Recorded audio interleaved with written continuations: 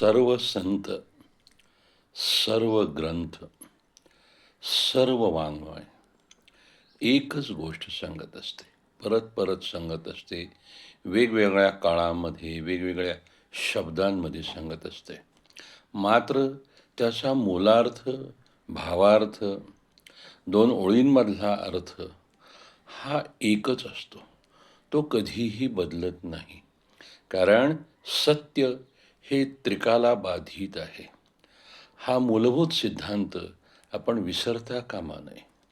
मग आपल्या लक्षात येतं की माऊलींनी काय सांगितलं आहे, तुकाराम महाराजांनी काय सांगितलं आहे, भगवंतांनी गीतेमध्ये काय सांगितलं आहे, गुरुचरित्रामध्ये काय सांगितलं आहे, गोंदवलेकर बाबा काय सांगतात, ह्या सर्वांचं आणि इतर सर्व संतांचं आपण ऐकलं, वाचन केलं, अभ्यास केला, तर ही सर्व मंडळी एकच गोष्ट आम्हाला परत परत सांगताना दिसतात.